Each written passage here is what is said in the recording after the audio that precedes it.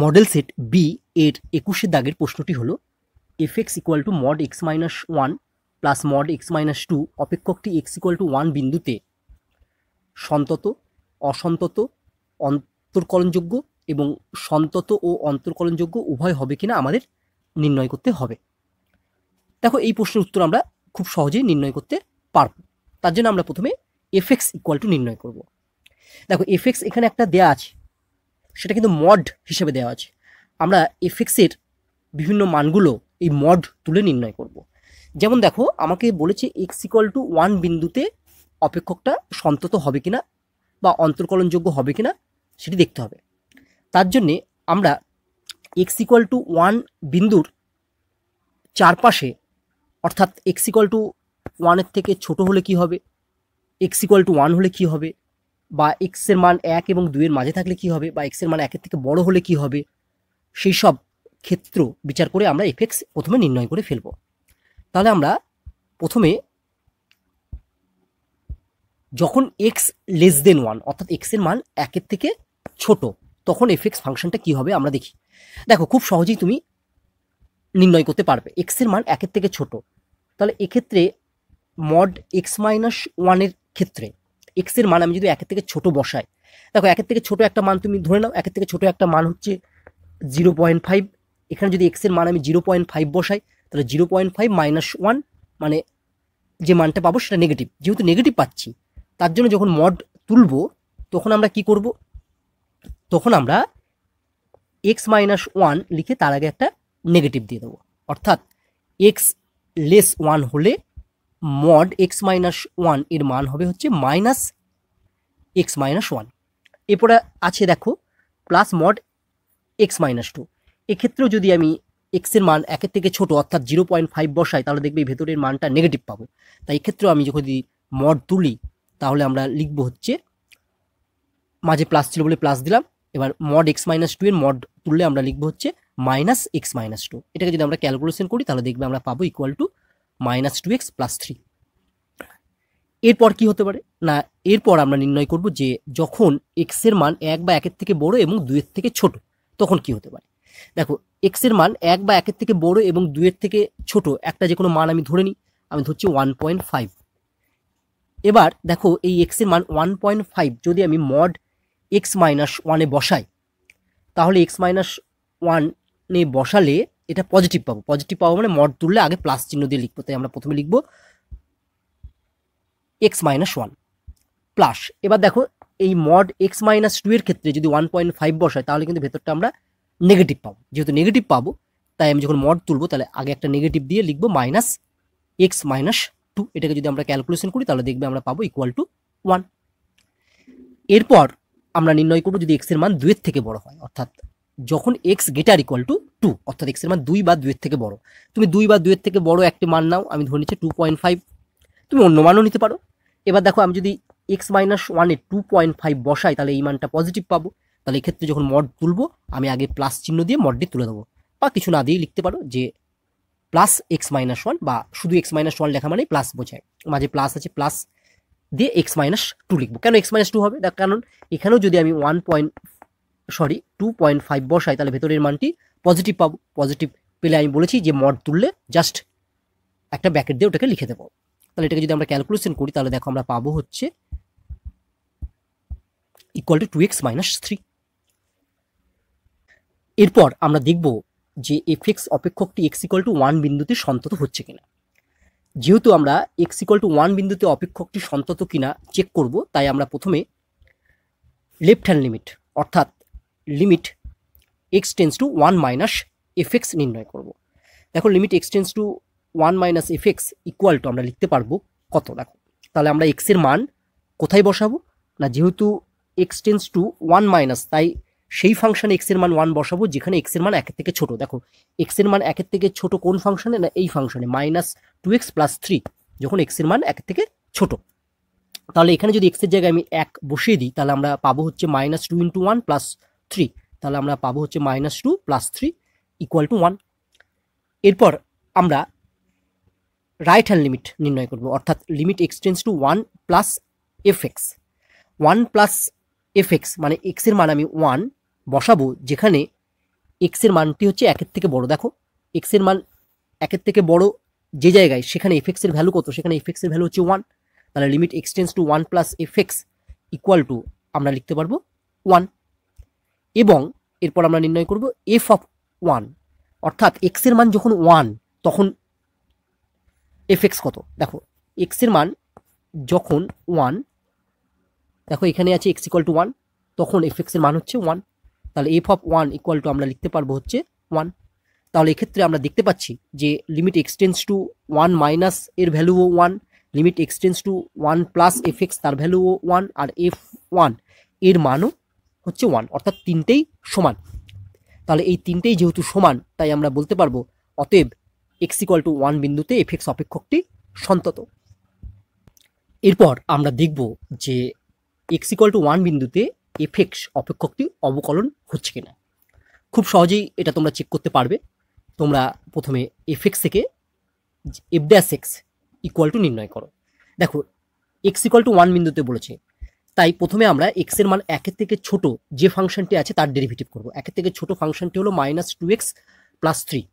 এটাকে ডেরিভেটিভ করলে আমরা পাবো মাইনাস 2 ইন্টু এক্স এর 1 প্লাস 3 হচ্ছে কনস্ট্যান্ট, ধ্রুবক পদের ডেরিভেটিভ হচ্ছে 0, অর্থাৎ মাইনাস 2x প্লাস 3 এর ডেরিভেটিভ হয়ে যাবে হচ্ছে মাইনাস 2। এটা কখন না যখন এক্স এর মান একের থেকে ছোট। এরপর এক্স এর মান একের থেকে যদি বড় হয় তাহলে এফ এক্স এর ডেরিভেটিভ কী হবে। দেখো এক্স এর মান একের থেকে যখন বড় বা বলতে পারো 1 এবং 2 এর মাঝে, তখন এফ এক্স এর মান হচ্ছে 1। তাহলে এফ ড্যাশ এক্স তখন কত হবে, 1 এর ডেরিভেটিভ আমরা জানি হচ্ছে 0, মানে ধ্রুবক পদের ডেরিভেটিভ হচ্ছে 0। তাহলে এক্স এর মান 1 থেকে 2 এর মধ্যে হলে তার ডেরিভেটিভ হলো 0, যখন এক্স এর মান একের থেকে বড় এবং 2 এর থেকে ছোট, বা শুধু বলতে পারো একের থেকে বড়। তাহলে এক্ষেত্রে দেখো আমি ডেরিভেটিভ দুটোর মান আলাদা পেলাম, অর্থাৎ লেফট হ্যান্ড ডেরিভেটিভ এবং রাইট হ্যান্ড ডেরিভেটিভ দুটো আলাদা পেলাম। তাই আমরা বলতে পারবো যে এক্স ইকুয়াল টু 1 বিন্দুতে অপেক্ষকটি অন্তর্কলনযোগ্য নয়। তাহলে অতএব এক্স ইকুয়াল টু 1 বিন্দুতে অন্তর্কলনযোগ্য নয়। তাহলে এক্ষেত্রে সঠিক উত্তর কোনটি হবে চলো আমরা দেখে নিই। দেখো এক্স ইকুয়াল টু 1 বিন্দুতে অপেক্ষকটি সন্তত হয়েছে কিন্তু অন্তর্কলনযোগ্য হয়নি, তাই ডি অপশনটি হবে না। যেহেতু অন্তর্কলনযোগ্য হয়নি তাই সি অপশনটিও হবে না। যেহেতু এক্স ইকুয়াল টু 1 বিন্দুতে এফ এক্স সন্তত তাই বি অপশনটিও হবে না, অসন্তত। তাহলে সঠিক উত্তর হবে এ, এক্স ইকুয়াল টু 1 এ অপেক্ষকটি কেবলমাত্র সন্তত। এরপর আমরা 22 দাগের প্রশ্নটি করব। y equal to 2x into tan inverse x minus log 1 plus x square এবং dy by dx equal to k into tan inverse x হলে কে এর মান কত হবে আমাদের নির্ণয় করতে হবে। অঙ্কটি করার পূর্বে আমরা কিছু সূত্র আরেকবার মনে করে নেব। আমরা জানি ddx of tan inverse x, অর্থাৎ ট্যান ইনভার্স এক্স এর ডেরিভেটিভ হলো 1/1 plus x square. Ddx of log 1 plus x square, অর্থাৎ লগ 1 প্লাস এক্স স্কোয়ারের ডেরিভেটিভ কত হবে না, লগ 1 প্লাস এক্স স্কোয়ারের ডেরিভেটিভ হবে 1/1 প্লাস এক্স স্কোয়ার ইন্টু এই 1 প্লাস এক্স স্কোয়ারের আবার ডেরিভেটিভ করলে আমরা পাবো হচ্ছে 2x। তাই আমরা ফাইনালি পেয়ে গেলাম 2x/1 প্লাস এক্স স্কোয়ার। চলো আমরা এই প্রশ্নের উত্তর করে ফেলি। প্রথমে y ইকুয়াল টু যেটি দেওয়া আছে সেটা লিখে ফেললাম। অতএব dy by dx equal to, তাহলে আমরা প্রথমে 2x into tan inverse X এর ডেরিভেটিভ আমরা করব। এখানে হচ্ছে 2 হচ্ছে ধ্রুবক, তাই প্রথমে আমরা 2কে লিখে দিলাম, তারপর থার্ড ব্র্যাকেট দিলাম। এবার x into tan inverse x, এক্ষেত্রে আমরা ইউ ইন্টু ভি প্রয়োগ করব। তাহলে প্রথমে আমরা এক্সকে ধ্রুবক ধরে নিলাম, এরপর ইন্টু ট্যান ইনভার্স এক্স এর ডেরিভেটিভ হয় আমরা জানি 1/1 প্লাস এক্স স্কোয়ার, মাঝে প্লাস চিহ্ন। এবার ভি লিখবো, ভি মানে কত না ট্যান ইনভার্স এক্স, তাহলে ট্যান ইনভার্স এক্স লিখলাম। এবার হচ্ছে ইন্টু এক্সের ডেরিভেটিভ, ইন্টু এক্সের ডেরিভেটিভ আমরা জানি হচ্ছে 1, bracket close, minus log 1 plus x স্কোয়ারের ডেরিভেটিভ। আমরা যদি মনে মনে 1 প্লাস এক্স স্কোয়ারকে এক্স ভাবি তাহলে লগ এক্সের ডেরিভেটিভ আমরা জানি 1/x, তাহলে লগ 1 প্লাস এক্স স্কোয়ারের ডেরিভেটিভ আমরা লিখব 1/1 প্লাস এক্স স্কোয়ার এবার কি করতে হবে, যেহেতু আমি 1 প্লাস এক্স স্কোয়ারকে মনে মনে এক্স ভেবে লগ এক্সের সূত্র প্রয়োগ করেছিলাম, তাই 1 প্লাস এক্স স্কোয়ারের আবার ডেরিভেটিভ করতে হবে। 1 প্লাস এক্স স্কোয়ারের ডেরিভেটিভ কত হয় না, 1 এর হয় 0 আর এক্স স্কোয়ার হয় হচ্ছে 2x, অর্থাৎ হচ্ছে 1, তাই আমরা পাশে লিখবো হচ্ছে ইন্টু 2x।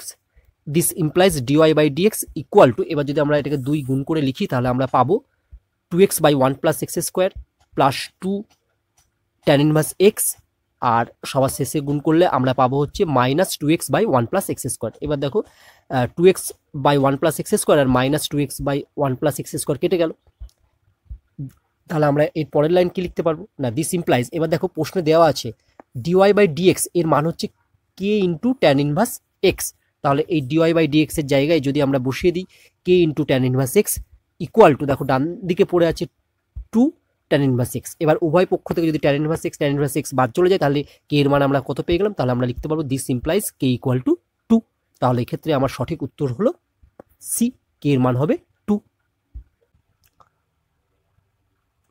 এরপর 23 দাগের প্রশ্নটি হলো, যদি f2 ইকুয়াল টু 4 এবং f'2 ইকুয়াল টু 4 হয় তবে limit x tends to 2 x into f2 minus 2 into fx by x minus 2 এর মান কত হবে আমাদের নির্ণয় করতে হবে। চলো, খুব সহজ প্রশ্ন এবং খুব সহজেই এই প্রশ্নের উত্তর করা যাবে।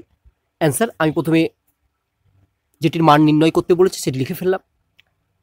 এই ধরনের অঙ্ক আমরা সর্বদা এল হসপিটাল রুল ব্যবহার করে করব, অর্থাৎ লব বা নিউমিনেটর এবং হর বা ডিনোমিনেটর উভয়কেই আমরা ডেরিভেটিভ করে দেবো।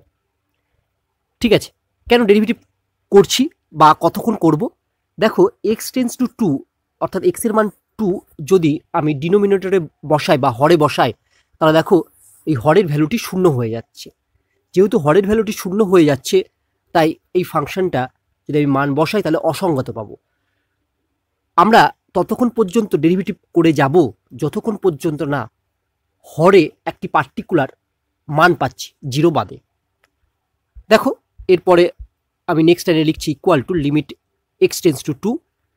দেখো হরের প্রথম পদটি আছে, লবের প্রথম পদটি আছে এক্স ইন্টু f2, তাহলে এখানে f2 হচ্ছে ধ্রুবক পদ, তাহলে আমার প্রথমে f2 থেকে গেল, ইন্টু এক্স এর ডেরিভেটিভ হবে হচ্ছে 1 মাইনাস 2 ইন্টু fx, দেখো 2 হচ্ছে ধ্রুবক পদ তাই 2 থাকলো, ইন্টু fx এর ডেরিভেটিভ হচ্ছে f'(x) বাই হরে আছে x মাইনাস 2, x এর ডেরিভেটিভ হচ্ছে 1 মাইনাস 2 হচ্ছে ধ্রুবক পদ তার ডেরিভেটিভ হচ্ছে 0।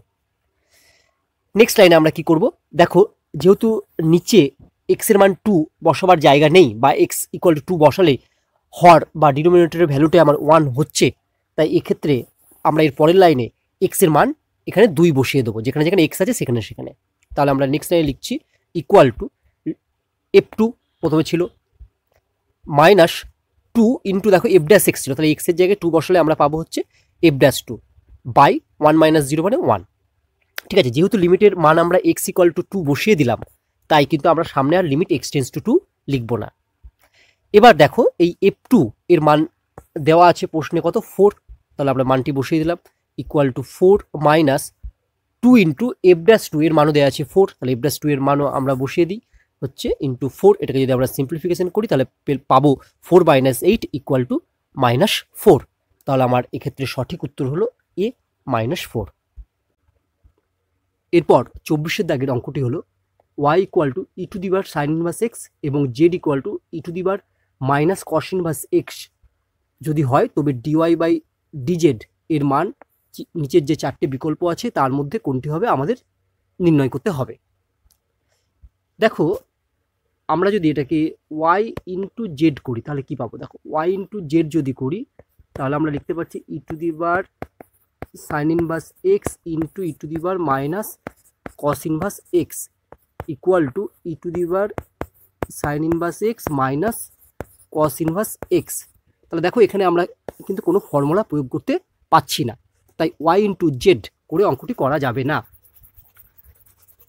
তাহলে আমরা কি করতে পারি, দেখো তাহলে যদি আমরা লিখি y বাই জেড হলে হবে হচ্ছে তোমার e to the bar sine inverse x by e to the bar minus cos inverse x this implies y by Z equal to হবে দেখো e to the power sine inverse x into সূচকের নিয়ম apply করলে আমরা পাবো e to the power cos inverse x. এবার দেখো next লাইনে আমরা লিখতে পারবো কি না, this implies y by Z equal to E to the power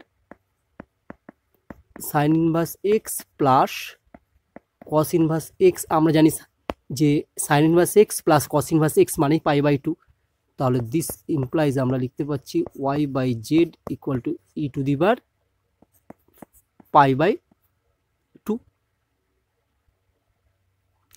this implies আমরা লিখতে পারবো Y equal to E to the power pi by two into Z.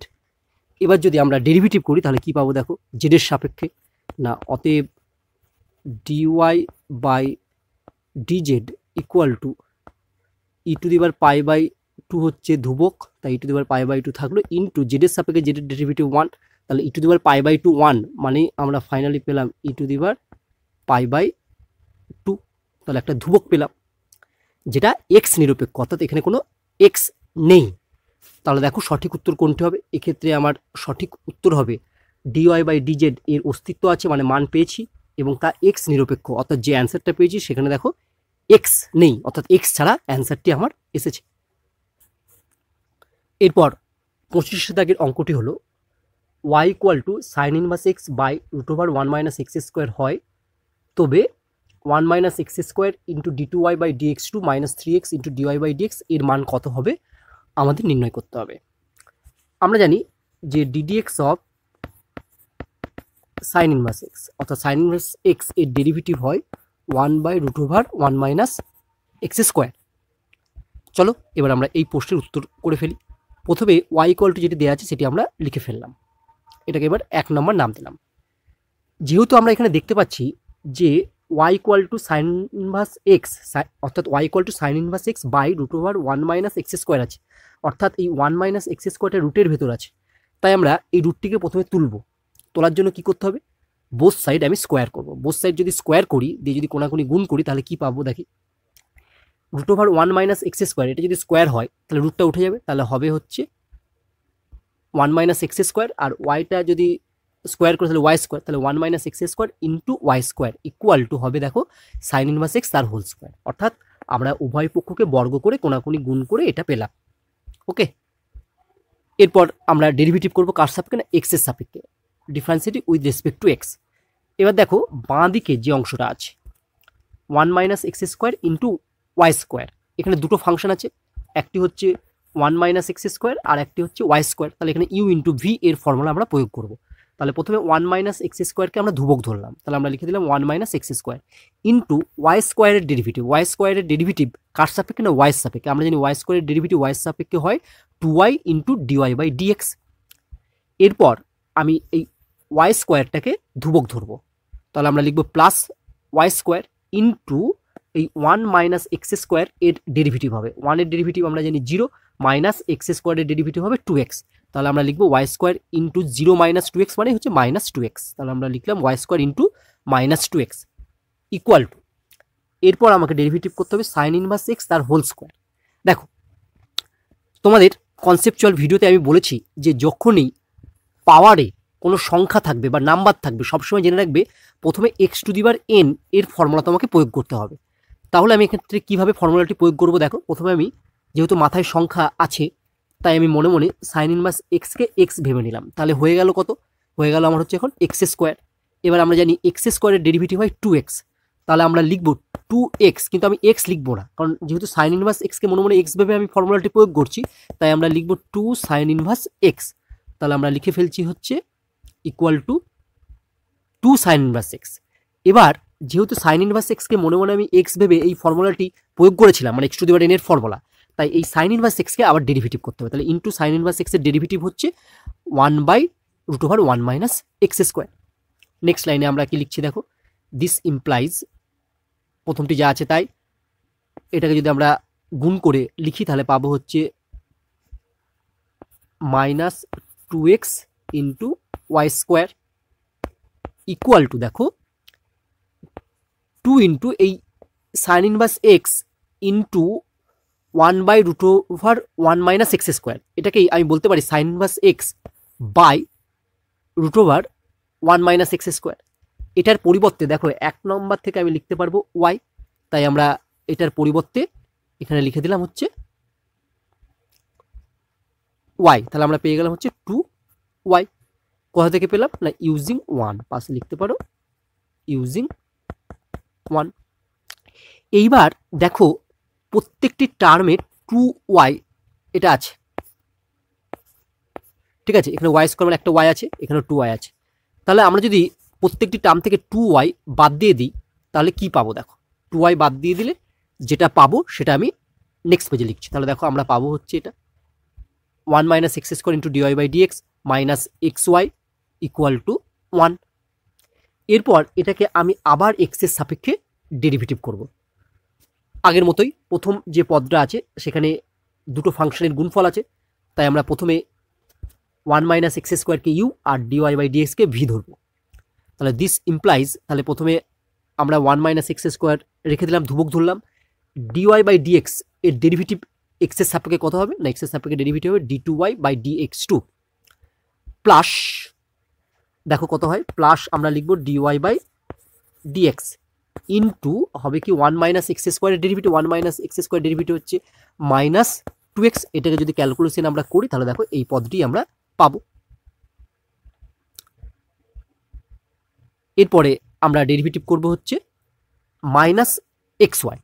আমি প্রথমে মাইনাসটি দিলাম, দিয়ে ব্র্যাকেট দিলাম, x ইন্টু ওয়াই এর ডেরিভেটিভ, প্রথমে হচ্ছে x ধ্রুবক, y এর ডেরিভেটিভ হয় dy/dx plus y constant, x এর সাপেক্ষে x এর ডেরিভেটিভ হবে into 1 bracket close equal to আছে 1। 1 এর ডেরিভেটিভ আমরা জানি কত, x এর সাপেক্ষে যে কোনো ধ্রুবক পদের ডেরিভেটিভ হচ্ছে 0, তাই ইকুয়াল টু আমরা 0। নেক্সট লাইনে আমরা এবার সিম্পলিফাই করছি, তাহলে দেখো এটা পাবো। এবার দেখো নেক্সট লাইনে আমরা লিখছি দিস ইমপ্লাইজ, প্রথম টার্মটি যা আছে তাই থাকলো, মাইনাস 2x ইন্টু dy/dx আর মাইনাস এক্স ইন্টু dy/dx, এই দুটো মিলে তৈরি হয় মাইনাস 3x ইন্টু dy/dx। আর এই মাইনাস ওয়াইটা বাঁ দিক থেকে ডান দিকে নিয়ে গেলে আমরা পাবো হচ্ছে ইকুয়াল টু ওয়াই। তাহলে দেখো এই 1 minus x square into d2y/dx2 minus 3x into dy/dx এর আমরা মান পেয়ে গেলাম কত, ওয়াই। তাহলে দেখি সঠিক উত্তর কোনটি, তাহলে দেখো এক্ষেত্রে আমার সঠিক উত্তর হবে সি। এরপর 26-এর দাগের প্রশ্নটি হলো কোনো বৃত্তের ক্ষেত্রফল মানে এরিয়া টাইমের সাপেক্ষে সমহারে পরিবর্তিত হলে, এ অপশন বলছে পরিসীমা পরিবর্তনের হার ব্যাসার্ধের সঙ্গে ব্যস্তভেদে থাকবে, বি বলছে পরিসীমা পরিবর্তনের হার ব্যাসার্ধের সঙ্গে সরলভেদে থাকবে, সি বলছে পরিসীমা পরিবর্তনের হার ব্যাসার্ধের সঙ্গে সম্পর্কযুক্ত নয়, আর ডি হচ্ছে কোনোটি নয়। এক্ষেত্রে দেখো বলেছে যে একটা সার্কেলের এরিয়া টাইমের সাপেক্ষে সমহারে পরিবর্তিত হয়, সমহার মানে কনস্ট্যান্ট রেটে পরিবর্তিত হয়। এটার অর্থ কি তোমাদের ভালোভাবে বুঝতে হবে। যদি সার্কেলের এরিয়াটি আমার এ হয় তাহলে সময়ের সাপেক্ষে এরিয়া পরিবর্তনের হার হচ্ছে dA/dt। এবার বলেছে dA/dtটা সমহারে পরিবর্তিত হয়, মানে বলতে চাইছে dA/dt ইকুয়াল টু হচ্ছে ধ্রুবক কে বা কনস্ট্যান্ট হবে, অর্থাৎ dA/dtটা সর্বদা কনস্ট্যান্ট, যেটাকে আমরা কে ধরে নিতে পারি। চলো আমরা এই প্রশ্নের উত্তর করে ফেলি। অ্যান্সার, আমরা ধরে নিচ্ছি যে বৃত্তটির রেডিয়াস বা ব্যাসার্ধ আর এবং এরিয়া বা ক্ষেত্রফল হচ্ছে এ এবং পেরিমিটার বা পরিসীমা হচ্ছে পি। তাহলে দেখো আমরা লিখতে পারি অতএব এ ইকুয়াল টু হচ্ছে পাই আর স্কোয়ার আর পি ইকুয়াল টু হচ্ছে 2π আর। এবার যদি A equal to pi r square, একে যদি আমি উভয় পক্ষকে টি এর সাপেক্ষে ডেরিভেটিভ করি তাহলে আমরা পাবো দেখো dA/dt equal to pi constant, r স্কোয়ারের ডেরিভেটিভ হচ্ছে টি এর সাপেক্ষে হবে কত আমরা জানি 2r ইন্টু dr/dt। এবার দেখো প্রশ্নে বলে দেওয়া আছে যে dA/dtটা হচ্ছে কনস্ট্যান্ট, মানে সমহারে পরিবর্তিত হয়, অর্থাৎ কনস্ট্যান্ট রেটে পরিবর্তিত হয়। তাহলে আমরা dA/dt এর পরিবর্তে কে লিখে দিবি, ঠিক আছে, কে এটা ধরে নিলাম, কে ইকুয়াল টু আমার হলো হচ্ছে 2πr ইন্টু dr/dt। আচ্ছা মানে এটা ধরি মানে অ্যাকচুয়ালি গিভিন, প্রশ্নে দেওয়া আছে, কিন্তু তাই জন্যই আমরা ধরতে পারলাম কে, অর্থাৎ একটা কনস্ট্যান্ট আমরা ধরে নিলাম। তাহলে এখান থেকে আমরা লিখতে পারবো this implies dr by dt equal to হবে দেখো কে বাই 2πr। এরপর আমরা কি করব না, এই পি ইকুয়াল টু 2πr এর উভয় পক্ষকে টি এর সাপেক্ষে ডেরিভেটিভ করব। তাহলে এটাকে যদি আমি টি এর সাপেক্ষে ডেরিভেটিভ করি উভয় পক্ষকে, তাহলে আমরা পাবো দেখো dp by dt equal to হচ্ছে 2π হচ্ছে কনস্ট্যান্ট, আর এর ডেরিভেটিভ টি এর সাপেক্ষে হচ্ছে dr by dt equal to 2π into dr by dt এর মান দেখো আমরা পেয়েছি কে বাই 2πr। তাহলে এখানে বসিয়ে দিই কে বাই 2πr। এবার দেখো আমার এই 2π কেটে গেল, তাহলে আমার থাকলো হচ্ছে কে বাই আর। তাহলে এটাই হচ্ছে ডিপি বাই ডিটি এর মান। তাহলে ডিপি বাই ডিটি এর মান পেয়ে গেলাম আমরা হচ্ছে কে বাই আর। তাহলে এখান থেকে আমরা কি বলতে পারি, দেখো যেহেতু কে ধ্রুবক, এই কে ধ্রুবকটি যদি আমরা তুলে দিই তাহলে আমরা পাবো হচ্ছে DP by DT various 1/r। তাহলে আমরা পেলাম কি, যে পরিসীমা পরিবর্তনের হার ব্যাসার্ধের সঙ্গে ব্যস্তভেদে আছে। তাহলে দেখি সঠিক উত্তর আমাদের কোনটি। দেখো এক্ষেত্রে আমাদের সঠিক উত্তর হবে এ, পরিসীমা পরিবর্তনের হার ব্যাসার্ধের সঙ্গে ব্যস্তভেদে থাকবে, বা the rate of change of circumference will be inversely proportional to the radius. এরপর 27 দাগের সমস্যাটি হলো একটি ঘনকের এমনভাবে পরিবর্তিত হয় যে তা ঘনকই থাকে। তাহলে একটি একক আয়তন বিশিষ্ট ঘনকের জন্য আয়তনের পরিবর্তনের হার ইকুয়াল টু ড্যাশ ইন্টু যে কোনো পার্শ্বতলের ক্ষেত্রফলের পরিবর্তনের হার। অর্থাৎ এক্ষেত্রে আমাদের কি নির্ণয় করতে হবে, দেখো যদি একটি ঘনকের আয়তন ভি এবং পার্শ্বতলের ক্ষেত্রফল এস হয়, তাহলে আমরা নির্ণয় করব dv by dt equal to dash into ds by dt, অর্থাৎ এই ড্যাশে একটি সংখ্যা বসবে। এখানে বলেছে ঘনকটির আয়তন 1, তাই এক্ষেত্রে ঘনকের প্রতিটি বাহুর দৈর্ঘ্য হবে 1, অর্থাৎ এ ইকুয়াল টু হবে 1। চলো আমরা এই প্রশ্নের উত্তর করে ফেলি। প্রথমেই ধরে নিই যে ঘনকের একটি বাহুর দৈর্ঘ্য এ, আয়তন ভি আর একটি তলের ক্ষেত্রফল এস। তাহলে আমরা জানি আয়তন ভি ইকুয়াল টু বাহুর কিউ, মানে এখানে যেহেতু একটি বাহু এ তাই আমরা লিখব ভি ইকুয়াল টু হচ্ছে এ কিউ। এবার v equal to a q এর উভয় পক্ষকে যদি আমি টি এর সাপেক্ষে অবকলন করি তাহলে আমরা কি পাবো, তাহলে বাঁ দিকটা হবে ডিভি বাই ডিটি, আর এ কিউ এর ডেরিভেটিভ হচ্ছে টি এর সাপেক্ষে, তাহলে হবে 3a² into da by DT. এটাকে আমরা 1 নম্বর নাম দিলাম। আবার আমরা জানি পার্শ্বতলের ক্ষেত্রফল, অর্থাৎ যে কোনো একটা পার্শ্বতলের ক্ষেত্রফল এস ইকুয়াল টু আমরা জানি এ স্কোয়ার, বাহু স্কোয়ার। ঘনকের 6টা পার্শ্বতল আছে, অর্থাৎ সমগ্র তলের ক্ষেত্রফল হচ্ছে 6a², কিন্তু যদি বলে একটা পার্শ্বতলের ক্ষেত্রফল তাহলে শুধু হবে এ স্কোয়ার। তাহলে আমরা পেলাম S equal to A square. এবার এস ইকুয়াল টু এ স্কোয়ারকে যদি আমি টি এর সাপেক্ষে উভয় পক্ষকে ডেরিভেটিভ করি তাহলে পাবো আমরা, অতএব ds by dt equal to a স্কোয়ারকে টি এর সাপেক্ষে ডেরিভেটিভ করলে পাবো 2a into da by DT. এটাকে আমরা 2 নম্বর নাম দিলাম। এবার আমরা 1/2 করে দিই। অতএব দেখো 1 নম্বরের বাঁ দিক ডিভি বাই ডিটি, 2 নম্বরের বাঁ দিক হচ্ছে ds by dt equal to 1 নম্বরের ডান দিক হচ্ছে 3a² into da by dt by 2 নম্বরের ডান দিক হচ্ছে 2a into da by dt. এবার দেখো এখানে এর সাথে এই এ স্কোয়ার কাটা গেলে একটা এখানে এ পড়ে থাকবে, আবার এই ডিএ বাই ডিটি কেটে গেল, তাহলে আমার থাকবে দেখো ইমপ্লাইজ, তাহলে আমার ডান দিকে পড়ে থাকবে অনলি ফর 3/2 ইন্টু এ দিয়ে যদি এই নিচেরটাকে এইদিকে গুণ করে দিই ডান দিকে, তাহলে আমরা কি পাবো, তাহলে আমরা পাবো dv by dt equal to 3/2 into a into ds by dt. এবার দেখো আমরা জানি যেহেতু ঘনকটার আয়তন হচ্ছে 1, তাই এখানে এ এর মান কত না এ ইকুয়াল টু 1। এখানে যদি আমরা এ ইকুয়াল টু 1 বসিয়ে দিই তাহলে আমরা ফাইনালি কি পাবো, দেখো ফাইনালি পাবো this implies dv by dt equal to 3/2 into ds by dt. তাহলে আমরা এটা পেলাম। এখানে আমি এর মান কত বসছি তুমি লিখে রাখতে পারো যে এ ইকুয়াল টু হচ্ছে 1। তাহলে ডিভি বাই ডিটি মানে হচ্ছে আয়তনের পরিবর্তন, আর ডিএস বাই ডিটি মানে হচ্ছে একটি পার্শ্বতলের ক্ষেত্রফলের পরিবর্তন। তাহলে চলো দেখি আমাদের সঠিক উত্তর কোনটি হবে। তাহলে দেখো এই শূন্যস্থানে বসবে হচ্ছে 3/2। তাহলে হচ্ছে সঠিক উত্তর আমার এক্ষেত্রে হচ্ছে বি, 3/2। এরপর 28 দাগের প্রশ্নটি হলো, মনে করো y equal to a plus bx plus c x square অধিবৃত্ত y অক্ষের সঙ্গে যে বিন্দুতে মিলিত হয় সেই বিন্দুতে তার স্পর্শকের সমীকরণ হয় 2x plus y equal two 3। যদি ওই বিন্দুতে তার অভিলম্ব তাকে আবার যে বিন্দুতে ছেদ করে তার ভুজ 5/2 হয়, তবে a প্লাস b এর মান আমাদের নির্ণয় করতে হবে। দেখো প্রশ্নে বলেছে এই অধিবৃত্তটি y অক্ষের সঙ্গে যে বিন্দুতে মিলিত হয়। তাহলে আমরা জানি যে y অক্ষের ওপর যে কোনো বিন্দুর ভুজ এর মান হয় হচ্ছে 0 এবং কোটির মান কিছু একটা থাকে।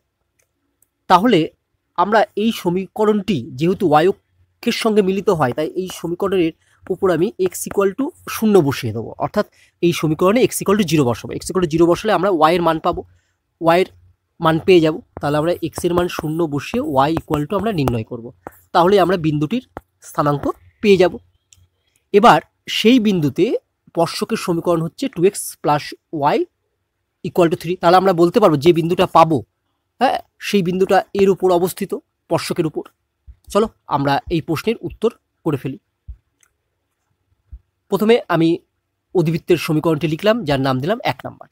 তাহলে এই 1 নং সমীকরণে আমি x ইকুয়াল টু 0 বসাই। দেখবে x এর মান যদি এখানে আমরা 0 বসিয়ে দিই, তাহলে দেখবে y ইকুয়াল টু পাবো আমরা a। x এর মান 0 বসালে আমরা y ইকুয়াল টু a পেলাম। তাহলে বিন্দুটি কি হয়ে গেল না, তাহলে আমরা বলতে পারি অতএব বিন্দুটি হলো 0, a। ঠিক আছে। এরপর আমি এই y ইকুয়াল টু যেটা দেওয়া আছে 1 নং সমীকরণটি, সেটিকে ডেরিভেটিভ করব উভয় পক্ষকে। আমি যদি x এর সাপেক্ষে 1 নং সমীকরণটিকে ডেরিভেটিভ করি, তাহলে পাবো dy by dx equal to a ধ্রুবক পদের ডেরিভেটিভ 0 প্লাস bx এর ডেরিভেটিভ হবে b ইন্টু 1 মানে b প্লাস cx স্কোয়ার। দেখো c হচ্ছে ধ্রুবক পদ, x স্কোয়ারের ডেরিভেটিভ হবে 2x। তাহলে cx স্কোয়ারের ডেরিভেটিভ করলে আমরা ফাইনালি পাবো হচ্ছে 2cx। তাহলে লিখলাম প্লাস 2cx। এবার 0, a বিন্দুটি এখানে বসিয়ে দেবো। তাহলে 0, a বিন্দুটি যদি বসাই, তাহলে দেখো x এর মান 0 আর y এর মান a যদি এখানে বসাই, তাহলে আমরা তার ভ্যালু পেয়ে যাচ্ছি হচ্ছে b। তাহলে এই bটাই হলো স্পর্শকটির প্রবণতা, কারণ আমরা জানি যে dy by dx at the point যে মান পাওয়া যায় সেটি হলো স্পর্শকের প্রবণতা। তাহলে আমরা বলতে পারি এই b হলো স্পর্শকের প্রবণতা বা slope. Equation of the tangent, অর্থাৎ স্পর্শকের সমীকরণ কি দেওয়া আছে, দেখো স্পর্শকের সমীকরণ দেওয়া আছে 2x plus y equal two 3। এটাকে যদি আমি ছেদাংশ প্রবণতা আকারে নিয়ে যাই, মানে y equal two mx plus c এই আকারে নিয়ে যাই, অর্থাৎ বাঁ দিকে শুধু y থাকবে আর ডান দিকে x এবং ধ্রুবক পদ রাখি, তাহলে দেখো আমরা পাবো this implies y equal two minus 2x plus 3। এখানে আমরা দেখতে পাচ্ছি যে x এর সহগ হচ্ছে -2, অর্থাৎ এটা হচ্ছে m। তাহলে এটাই হচ্ছে আবার কার প্রবণতা না, স্পর্শকের প্রবণতা। তাহলে আমরা বলতে পারি এই দুইটাই হলো আবার হচ্ছে স্লোপ বা স্পর্শকের প্রবণতা। তাহলে দেখো স্পর্শকের প্রবণতা আমি একবার পেলাম হচ্ছে b আর একবার পেলাম -2। তাহলে এটা হচ্ছে একই বিন্দুতে একটি স্পর্শকের প্রবণতা, কারণ একটা বিন্দুতে কেবলমাত্র একটি স্পর্শক অঙ্কন করা যায় একটা বিন্দু দিয়ে। তাহলে আমরা বলতে পারি যে b ইকুয়াল টু হচ্ছে -2। এটা বক্স করে রেখে দিলাম। তোমরা মনে রাখবে কোনো বক্রের উপর কোনো একটি বিন্দু দিয়ে একটি মাত্র স্পর্শক অঙ্কন করা যায়। আবার দেখো যেহেতু এই স্পর্শকটি আমরা অঙ্কন করেছি কোন বিন্দুতে, 0, a বিন্দুতে, তাহলে এই 0, a বিন্দুটি এই 2x plus y equal two 3 স্পর্শকের উপর অবস্থিত। তাহলে আমরা লিখতে পারি যে এই 2 নং সমীকরণের উপর 0, a বিন্দুটি বসিয়ে দিই। তাহলে x এর জায়গায় 0 আর y এর জায়গায় a বসালে আমরা পাবো দেখো 2 ইন্টু 0 মানে 0 প্লাস y এর জায়গায় a বসালে a ইকুয়াল টু হচ্ছে 3। এখান থেকে আমরা লিখতে পারি ইমপ্লাইজ a ইকুয়াল টু 3। তাহলে আমরা a এর মান পেয়ে গেলাম 3 আর b এর মান আগেই পেয়েছি -2। তাহলে আমরা কি বলতে পারি না, অতএব a প্লাস বি এর মান কত হবে না, a প্লাস বি এর মানগুলো বসাই, এর মান হচ্ছে 3, বি এর মান যদি -2 বসাই তাহলে 3 - 2 ইকুয়ালটা আমরা পেয়ে গেলাম 1। তাহলে দেখো a প্লাস বি এর মান পেলাম আমরা 1। তাহলে দেখি সঠিক উত্তর কোনটি। দেখো এক্ষেত্রে সঠিক উত্তর হবে সি। এরপর 29 দাগের অঙ্কটি হলো y² = 4bx অধিবৃত্তের bt1² 2bt1 বিন্দুতে অঙ্কিত অভিলম্ব অধিবৃত্তকে পুনরায় bt2 তার স্কোয়ার 2bt2 বিন্দুতে ছেদ করলে নিচের যে 4টে বিকল্প আছে তার মধ্যে কোনটি হবে আমাদের নির্ণয় করতে হবে।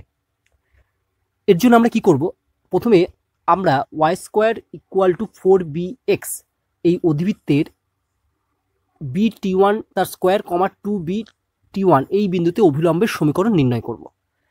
দিয়ে ওই অভিলম্বের সমীকরণের উপর আবার এই বিন্দুটি বসিয়ে দেব, তাহলেই দেখবে নিচের যে 4টে বিকল্প দেওয়া আছে তার মধ্যে একটি বিকল্প সহজেই চলে আসবে। চলো আমরা প্রশ্নের উত্তর করি। y² = 4bx আমরা প্রথমে লিখে ফেললাম। Differentiating with respect to x করলে y² এর ডেরিভেটিভ আমরা পাবো 2y × dy/dx = 4bx এর ডেরিভেটিভ হবে 4b কনস্ট্যান্ট, x এর ডেরিভেটিভ হচ্ছে 1, তাই আমরা পাবো হচ্ছে = 4b। এখান থেকে আমরা সিম্পলিফিকেশন করলে পাবো হচ্ছে ইমপ্লাইজ dy/dx = 2b/y। আমরা জানি যে কোনো অভিলম্বের প্রবণতা মানে -dx/dy, আর dy/dx মানে হচ্ছে স্পর্শকের প্রবণতা বা ট্যানজেন্টের প্রবণতা। তাহলে অভিলম্ব বা নর্মাল এর প্রবণতা হচ্ছে -dx/dy। তাহলে আমরা এবার এই bt1² 2bt1 এই বিন্দুতে -dx/dy নির্ণয় করব, অর্থাৎ ওই বিন্দুতে নর্মালের স্লোপ নির্ণয় করব। তাহলে at bt1² 2bt1 এই বিন্দুতে -dx/dy, দেখো -dx/dy করলে আমরা পাবো -y/2b, তাহলে আমি প্রথমে মাইনাস দিলাম। এবার y এর মান কত, আমি y এর মান যদি বসাই, y এর মান হচ্ছে এটা 2bt1, তাহলে আমরা বসাচ্ছি হচ্ছে 2bt1/2b। দেখো এখানে আছে dy/dx = 2b/y, তাহলে তুমি এখান থেকে প্রথমে বার করে নেবে -dx/dy = কত হবে -y/2b। এবার x এর জায়গায় এই bt1² আর y এর জায়গায় 2bt1 বসাও, তাহলে আমার এখানে y এর জায়গায় হচ্ছে 2bt1 বসিয়ে দেবো, যেহেতু x এর মান নেই তাই x এর মান বসাবো না, হ্যাঁ, /2b থাকবে। এবার যদি আমরা সিম্পলিফিকেশন করি তাহলে দেখো আমরা পাবো 2b কেটে যাবে, তাহলে আমরা পাবো =-t1।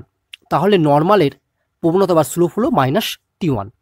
এরপর আমরা ইকুয়েশন অফ দ্য নর্মাল বার করব, অর্থাৎ অভিলম্বের সমীকরণটি নির্ণয় করব। অতএব ইকুয়েশন অফ দ্য নর্মাল বা অভিলম্বের সমীকরণ, আমরা জানি অভিলম্বের সমীকরণ হচ্ছে y - y1 মানে এই বিন্দুটা, অর্থাৎ -2bt1 = অভিলম্বটির প্রবণতা লিখব -t1, তাহলে লিখবো হচ্ছে -t1 ইন্টু x - x1 মানে এই বিন্দুটা bt1 তার স্কোয়ার। এইবার এই অভিলম্বটি বা নর্মালটি অধিবৃত্তটিকে পুনরায় এই বিন্দুতে ছেদ করেছে bt2² 2b2, তাহলে এই বিন্দুটি আমি এই নর্মালের উপর বসিয়ে দেবো, অর্থাৎ এই নর্মালের সমীকরণে x এর জায়গায় বসাবো হচ্ছে bt2 তার স্কোয়ার এবং y এর জায়গায় বসাবো হচ্ছে 2b2। চলো তাহলে আমরা x এর জায়গায় বসিয়ে দিই bt2 তার স্কোয়ার আর y এর জায়গায় বসিয়ে দিই 2bt2, তাহলে আমরা লিখছি ইহা bt2 তার স্কোয়ার 2bt2 বিন্দুগামী। তাহলে চলো আমরা নেক্সট পেজে যাই। তাহলে আমরা লিখতে পারবো অতএব y এর জায়গায় বসিয়ে দেবো হচ্ছে 2bt2 - 2bt1 যেমন ছিল সেরকম লিখলাম, = ছিল আমার হচ্ছে -t1 ইন্টু x এর জায়গায় বসাবো হচ্ছে bt2 তার স্কোয়ার, তারপর আমার ছিল হচ্ছে -bt1 তার স্কোয়ার।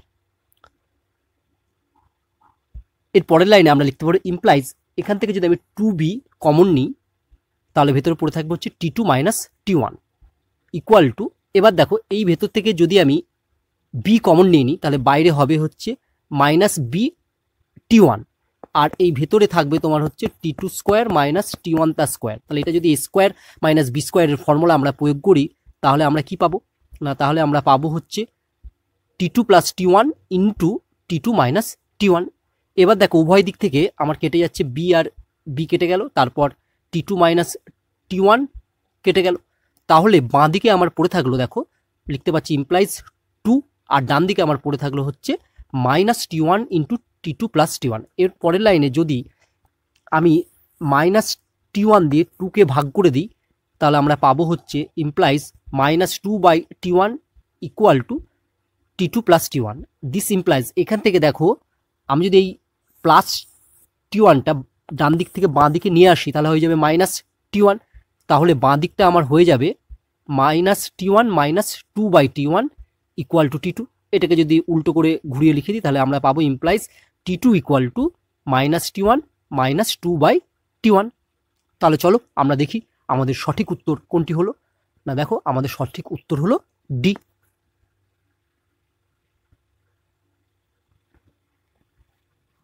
এরপর 30 দাগের প্রশ্নটি হলো, যদি fx equal to mu x minus sine x x greater 0 একটি সমকোণী ক্রমবর্ধমান অপেক্ষক হয়, তবে মিউ এর মান নিচের যে 4টে বিকল্প আছে তার মধ্যে কোনটি হবে আমাদের নির্ণয় করতে হবে।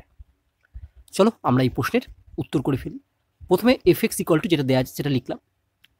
এরপর আমরা f ড্যাশ এক্স নির্ণয় করব। অতএব f dash x equal two mu x এর ডেরিভেটিভ কত হবে? মিউ এক্স এর ডেরিভেটিভ হবে মিউ ইন্টু এক্স এর ডেরিভেটিভ 1, তাই মিউ এক্স এর ডেরিভেটিভ মিউ ইন্টু 1 মানে হচ্ছে মিউ। তাহলে আমরা প্রথমে পেলাম মিউ, মাইনাস আমরা জানি সাইন এক্স এর ডেরিভেটিভ হচ্ছে কস এক্স।